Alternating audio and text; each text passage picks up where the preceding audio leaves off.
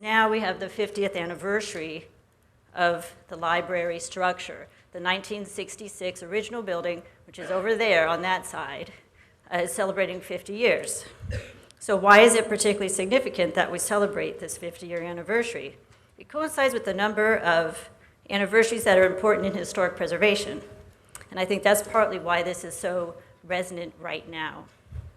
There's the 1966, right? National Historic Preservation Act, the National Register of Historic Places started.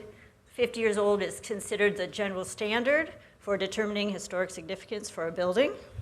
And when we do all these things, we say, well, we want to protect American heritage for that next generation. So we have kids here, and we want to protect this to go forward. But somebody else is also having a 50th anniversary this year. This is me.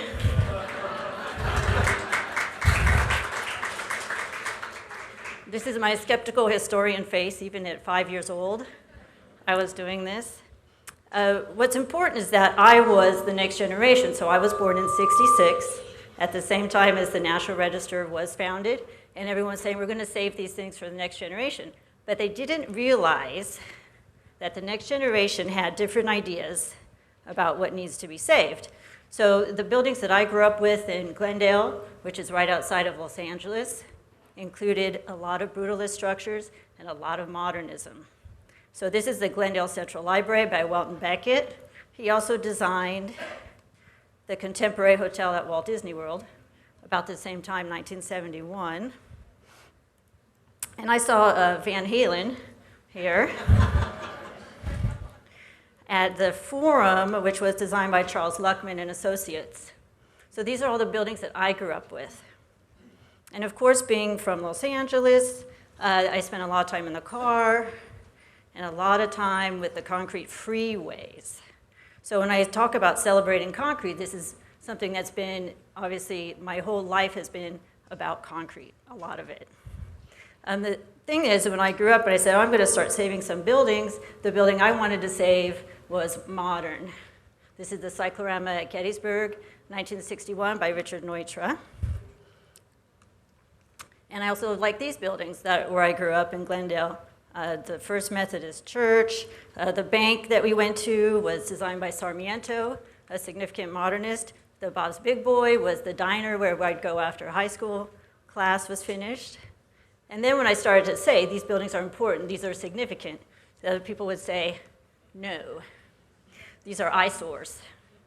Right? So all of the buildings that I've showed you have either been demolished or have been threatened to be demolished, including the Cyclorama, which was actually torn down in 2013. So this kind of experience led me to think that we need to do a lot more education and a lot more proactive preservation. And even though this library right now is celebrated and in fantastic condition, that's not the case internationally or in Orlando or even in the United States. But just a couple of things about the projects I've done here. I was a project director for the Capen House effort in Winter Park, where we chopped a house in half, and then we floated it across the lake at Lake Osceola, each piece. One piece named Fred, and one piece named Ginger. And they twisted around, and they came back on land, and they are reestablished now at the Palaschik Museum. Whoops. I need somebody over there. Anyway, so we did float those across. She's getting it. She's taking care of that because I'm quitting this Microsoft update. Oh, no, it's Apple. Okay. So we'll go to extraordinary measures to save a house if we have to. And you'll see this picture in a sec. All right, here we go. We floated it. And then it's been put together at the Palaschik.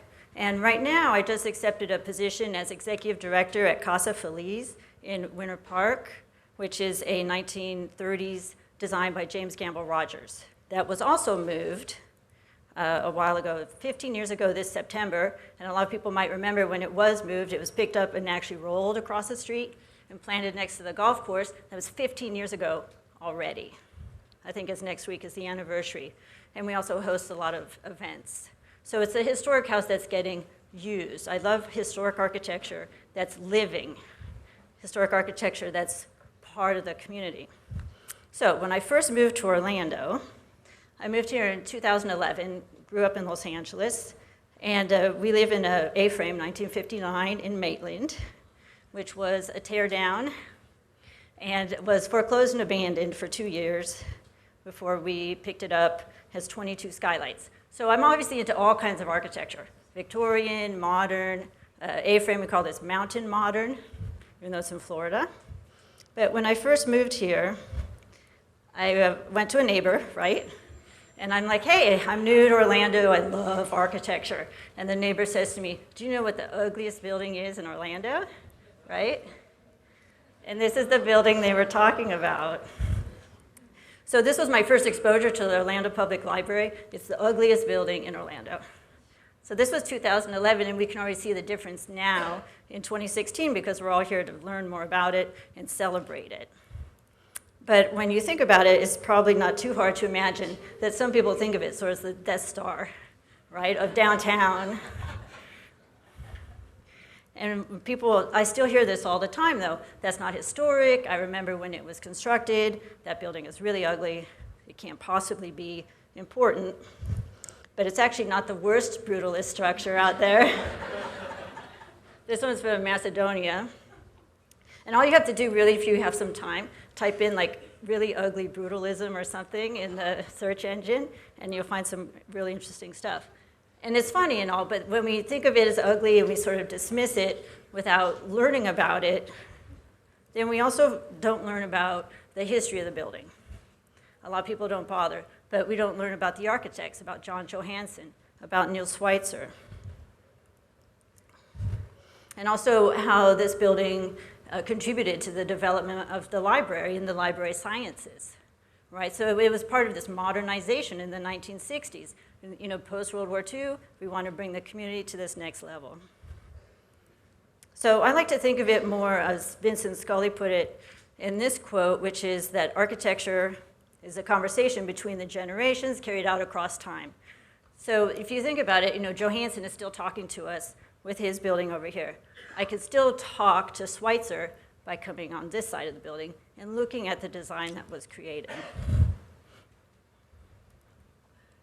So let's talk about brutalism for a little bit, just to give us the context. It's not easy to identify. So here's a question somebody posted. Can this building be considered as brutalism? But it's not really a style. It's more of a type of architecture that's created by using wooden boards. And I know a lot of my architect friends are here, so you can fix me after if I say this the wrong way.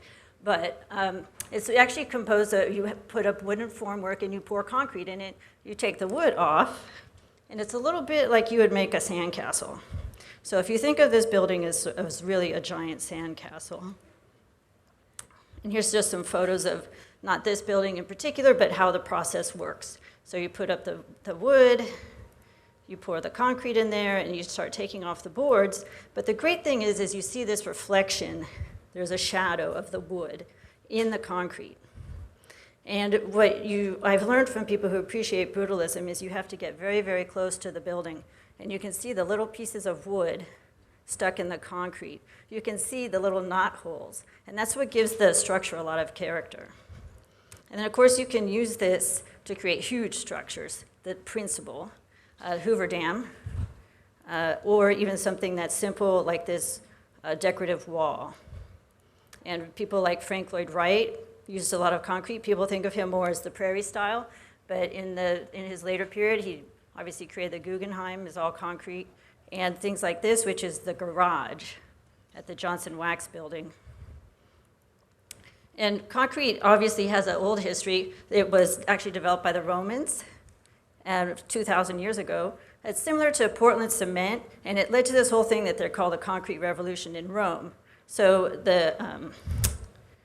some of the oldest brutalism is in fact in Italy, in Rome. And then the Americans really brought it to another level with the whole history of the grain elevators in the Midwest.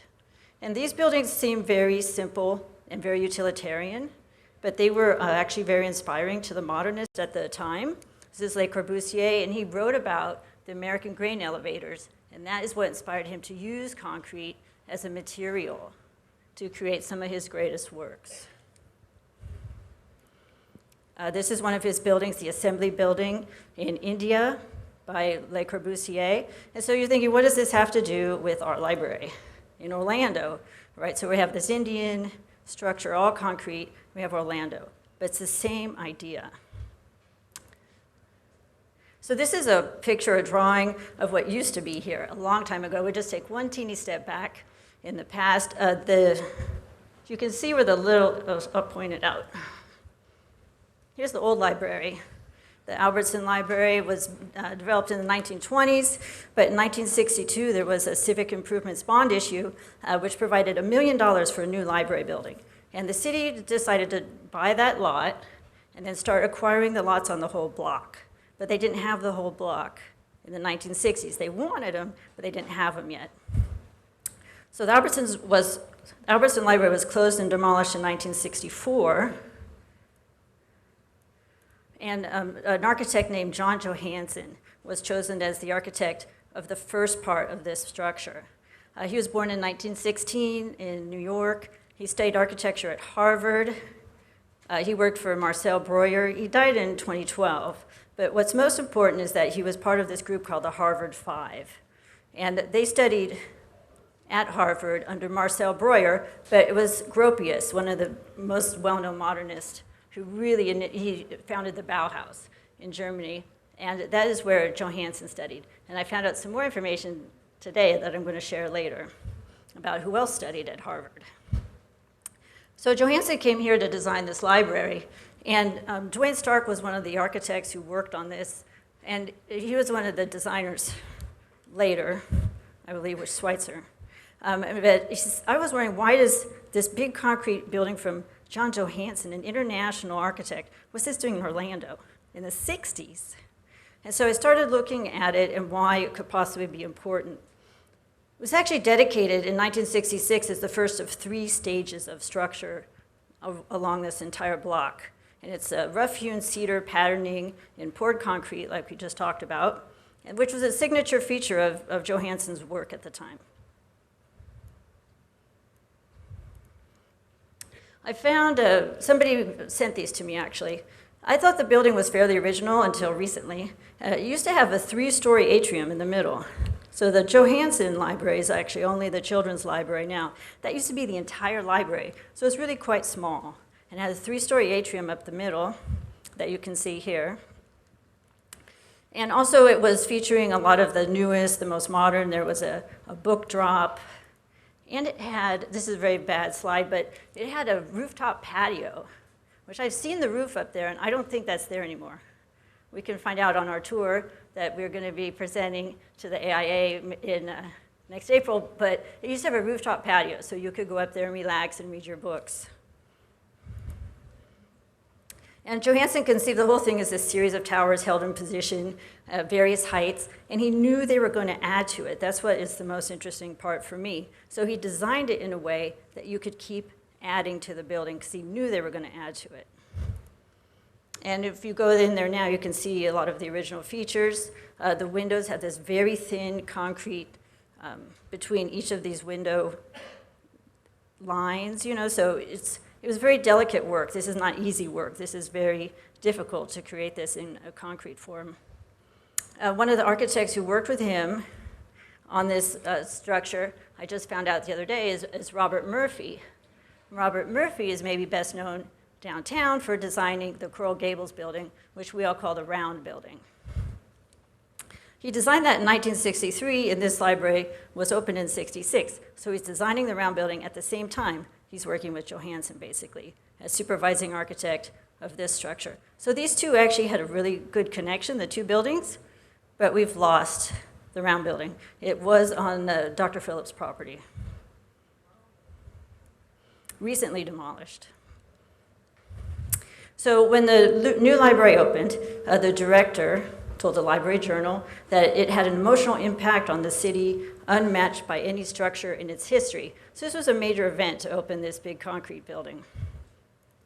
But what a lot of people said when they saw it, because she notes this in her paper, it's when is it going to be finished? Because you forgot to paint it, right? But what I read was that the library was trying to find a design that was low maintenance, that they were saving taxpayer money because the building never had to be painted. The good thing is they remembered it needed to be cleaned regularly, which a lot of concrete buildings miss that sort of maintenance cycle. People say, it's all done, I don't have to do anything else. What happens over time is the buildings really deteriorate, they look bad, and then it just doesn't work out well. With this structure, the first time I came in, I was surprised at how well it had been maintained, because most of the concrete structures I go into are not in good shape. So in '86, there was the city had finally acquired enough lots, and they said, we're going to expand on this library. And this time they picked Nils Schweizer, who is a local architect, very significant, and we'll talk about him a little bit. What I just found out the other day, too, because all this information started coming out, was that Johansson was consulted to build the second part, but he wanted to build something that was more clear, like more glass attached to the concrete. And the city said, no, no, no, we want to go all the way concrete. Because I've always wondered, why were we building Brutalism in the 80s? It had really fallen out of favor by the 80s, so this makes this building actually pretty rare. This time it was $22 million. There's $1 million for the first little library and $22 million for a 230,000 square foot addition. So the Schweizer part is actually the majority of the building. So it's all concrete, from the floor all the way up. But so Nils Schweizer actually worked with Frank Lloyd Wright. So we had Johansson work with Gropius. Nils Schweizer worked with Frank Lloyd Wright at Florida Southern College in Lakeland. And he contributed, this is a letter from Frank Lloyd Wright to Nils Schweizer, talking about some of the projects that they worked on. And Nils studied at Taliesin East, I believe. Here's another picture of Nils, and Sharon Wilson shared this with me. She got in touch with me, and she said she's one of the few people left that worked for both architects, Johansson and Schweizer. And she had this photo of Nils all signed by the people in his office. So he's known for a lot of local architecture, and you can find a lot of information about him online. He did a lot of houses. Churches were one of his specialties. Here are some of his houses. He did the Church of the Good Shepherd addition in Maitland. A Central Florida Modernist group that I'm in just went to one of his houses. And lastly, everyone might be familiar with the Mexican Pavilion at Epcot, which he also helped consult and design. And I'm always wondering if maybe he had some influence from the Maitland Art Center, which is also this Mayan revival, because Nils lived in Maitland. His house is still there. So the Schweitzers got this commission for the Orlando Public Library, and it was a big celebration. And the concrete was seen as this unifying between the two pieces. A lot of times when you add to an old building, you add a completely different style so you can differentiate. This time they didn't. They said, we're going to keep going in the concrete. And I love this picture of the librarians in the old days in that format. And they had a library specialist from the director of the Miami Library come in and consult on the interior, because once again, we want to be modern. It's 1980s. And here's just more information on how this, so it was expanded to 290,000 square feet. That was 60,000 square feet. This part's 230,000. And 19,000 cubic yards of concrete were used to build this half of the building. And I just have some interesting photos of the original interior. It really hasn't changed too much. The furnishings, obviously. But you can see a lot of the original features still when you walk through the Schweizer part of this building. And it's really aged well. And again, when you're trying to understand Brutalism, you have to get very close to it to understand it. So this is where, when this part is done, it was called handsome, functional, efficient. It meets the challenges of blending the old and the new. It provides the public with the best possible access to library services at minimal operating costs because it doesn't have to be painted. And it's flexible. So all of this happened, but then, when I come back, when I come here like 40 years later, people say it's just the ugliest building in town. So how did we go from something that's heralded to something that's not seen as value. But these are photos that my dad, Ruben Madrid, took. He wanted to make, he's in here somewhere. But you can really get some interesting views. The stairway is particularly innovative in just the way that you're looking at it, and has all kinds of wood in there. So I had a friend here, and I said, tell me what kinds of wood all these pieces are. And you can identify sometimes the species just by looking at the grain patterns or the type of wood. But the interesting thing is that all of the wood that's used, of course, is thrown away. So it's usually trashy kinds of wood, but it creates the best texture. So this picture just shows the difference between the two periods. The one on your right is from Johansson's concrete pour, and the one on the left is from the Schweizer concrete pour. So there's just a lot of variation, but you have to get close to tell with these brutalist structures. So then why is this library important today? Why is this significant at all? One of the reasons really is that a lot of the Johansson designs have been demolished or are being demolished. So about the same time that Orlando was expanding the design here in the 80s, talk show host Phil Donahue, if you remember him, he demolished Johansson's Labyrinth house in Connecticut. So he owned this house, and he called it an avant-garde bomb shelter. So if you think of it as all concrete, he said it collected fast food wrappers and lovers and other strangers at midnight, because he had abandoned it. And then when Phil Donahue demolished the house, Johansson responded, it's a quote, "It's like a death in the family." So it was eroding this collection of Johansson works. And this is still going on today. This is Johansson's Mummers Theater, Oklahoma City, in 1970. Obviously this is almost like a postmodern brutalist together, the design. And then this is what happened to that building recently, probably within the last 10 years, demolished. So a lot of everything, again, it's the same story. It's an eyesore, it's too hard to take care of, and these are the same things that we said about Penn Station in the 1960s. So all the preservationists in the room probably know the story, but in the mid-60s, Penn Station, which was sort of the sister station to Grand Central, which we all love when we go to New York, the station was inactive, it wasn't cleaned. The jet age was taking over, people were driving, they didn't want to go on the train anymore.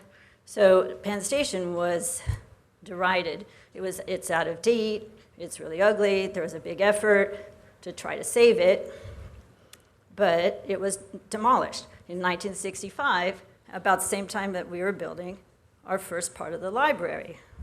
This was actually one of the catalysts for the National Historic Preservation Act and the National Register for Historic Places. It didn't create all that, but the fuss, the preservation uproar, helped those things get enacted. So how do we fit Johansson into that? The Orlando Public Library was actually his first library that he designed. Here's another one that he did, the Goddard Library in 1968. Orlando was the first library that he ever designed. And the significance of the structure, it puts it in the period and the type of material and the architect with other big concrete buildings that you might not think about, like Marina City in Chicago by Bertrand Goldberg, same period. And a lot of his buildings have been demolished in Chicago. This is the Phillips Exeter Academy by Louis Kahn, about the same period. This is a library. And it even comes into the same context as the transparent modernists, we can call them, who were all glass. So at the same time, there were modernists doing all glass and then modernists doing all concrete. So it's quite a variety. This is the Crown Hall by Mies van der Rohe, Chicago, Illinois. And then this is Richard Neutra's drive-in church, which is a for real thing in California, where Reverend Schuller would have everybody drive up in their cars and put the little speaker, and he would stand up there by the wall on the right and then give his sermon. Of course, this is very California. So the other buildings that you might think about when you think about this structure is Orange County Government Center, 1967 by Paul Rudolph. But when this building was recently threatened with demolition, these were some of the headlines in the newspaper. Are some buildings too ugly to survive? So this one was also, this is another quote about this building.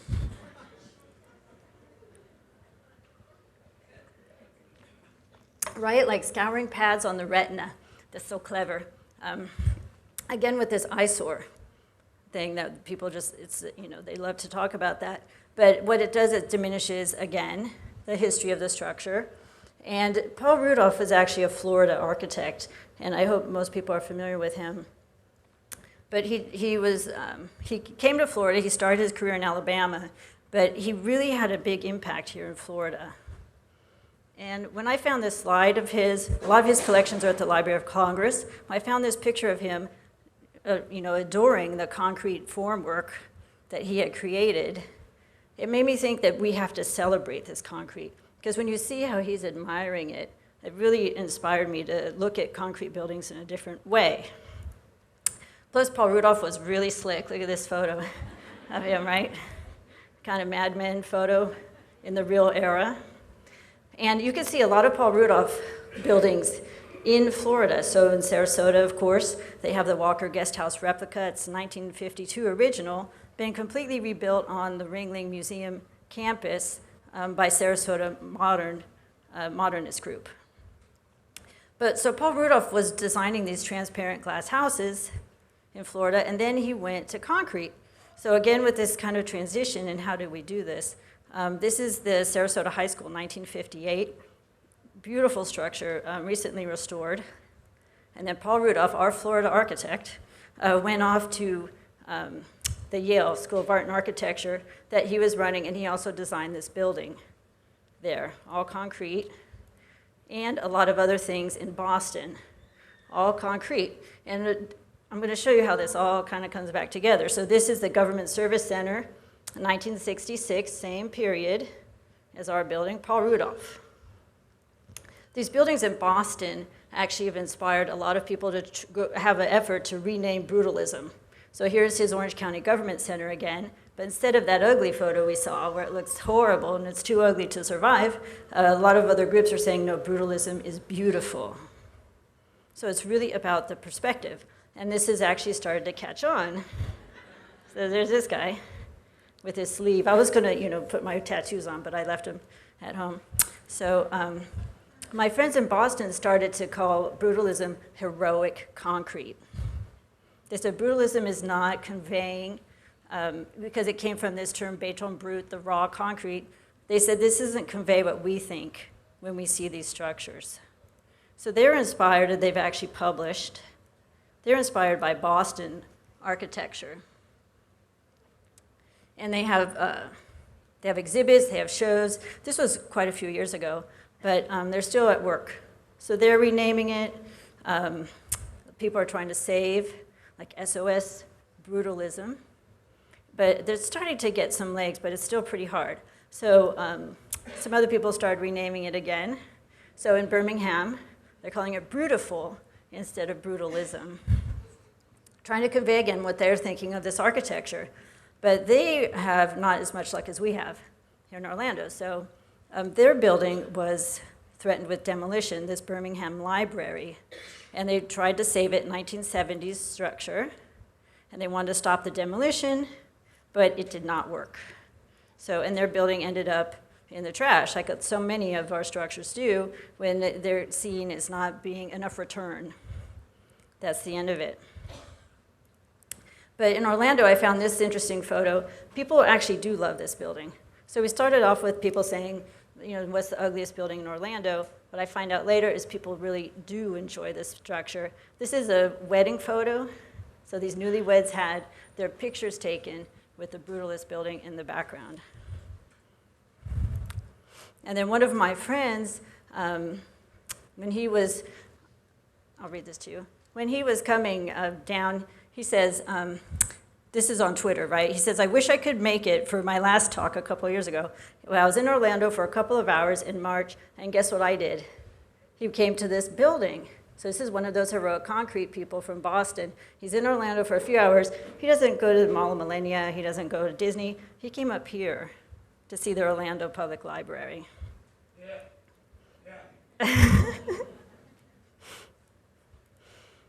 So when you're around here, we need to be thinking of this, and I want you to look at the building more closely and try to find some of these scenes that you can if you go around. We could also start doing things that other cities are starting. This is that beautiful Birmingham again, where you're starting to put together different, like a tour. We don't have that much left of this concrete, but there's a few things here that we can keep celebrating, and we could do something like that. And then I mentioned that the round building was recently demolished, but there was an effort that's still ongoing and that you can still participate in. The brise soleil, so the concrete shadow forms around that structure, were saved at great effort by the Central Florida Modernists, and they actually have them all and trying to find a new use for those. And part of that is also still that education. How can we reuse that? So there was a series of charrettes. How can we reuse giant pieces of concrete, decorative, and still have a purpose for them here in Orlando? So recently, these Nils Schweizer fellows, the Central Florida Modernists, they did meet with Commissioner Patty Sheehan regarding a potential reuse and repurposing of these concrete parts as a memorial to the victims of the Pulse tragedy, which is very appropriate. The thing about concrete, which is amazing and fantastic and energizing, is it lasts a long, long time if you take care of it. It can last a long time. It's a great material. And it's good to keep it, even though we lost that building, we can still celebrate it. So back to our Orlando. When you're walking around today after this, make sure you get up close to the building. And I wanted to just end that we all should remember that concrete is cool. Okay? And anyway, thank you for coming today. I appreciate it.